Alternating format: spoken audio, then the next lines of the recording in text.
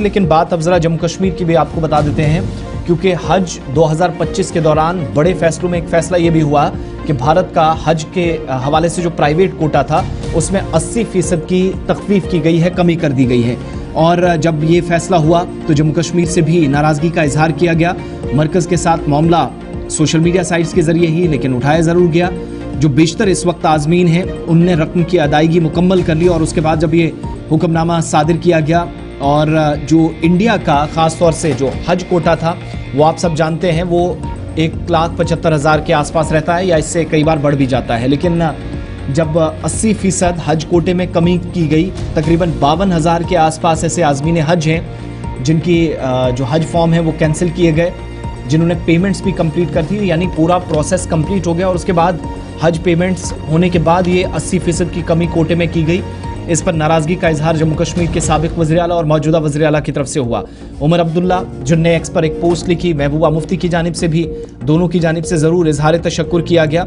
कि जो इक़दाम अब तक किए गए वो ठीक हैं, लेकिन जो कैंसिलेशन हो रही है, नाराज़गी का इजहार उस पर। द रिपोर्टेड कैंसिलेशन ऑफ हज slots for over 52,000 Indian pilgrims जिन्होंने ऑलरेडी पेमेंट्स कर दी थी, जिसकी तस्दीक खुद सरकार भी करती है, हज कमेटी ऑफ इंडिया करती है, डिफरेंट स्टेट्स करती हैं। और एक्स पर इस पोस्ट के जरिए डॉक्टर सुब्रमण्यम जयशंकर जिनसे ये मुतालबा किया गया कि इस मामले में फौरी तौर पर वो एंगेजमेंट्स को आगे बढ़ाएं, कंसर्न्ड अथॉरिटीज़ जो सऊदी अरब के साथ हैं उनके साथ इस मामले के हल के लिए इक़दामात करें, उनके साथ बराह रास्त बातचीत हो, इस बात पर तवज्जो दिलाने की कोशिश हुई है उमर अब्दुल्ला की जानिब से। साबिक जम्मू कश्मीर के वज़ीर आला और PDP सदर महबूबा मुफ्ती ने भी इस खबर को इंतहाई तशवीशनाक करार दिया। 80% के आसपास जो प्राइवेट हज कोटा भारत का कट किया गया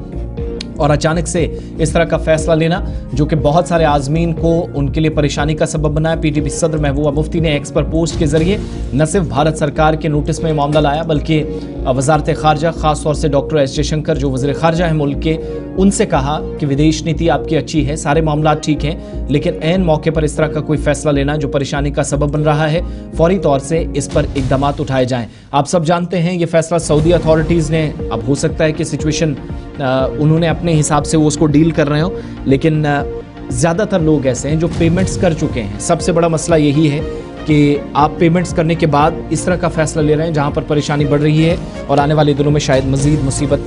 उन लोगों के लिए बढ़ सकती है जिनने पेमेंट्स की लेकिन जाने का मौका नहीं मिला। अचानक से बीच में इस तरह का फैसला हुआ जिस पर नाराज़गी अब बढ़ रही है।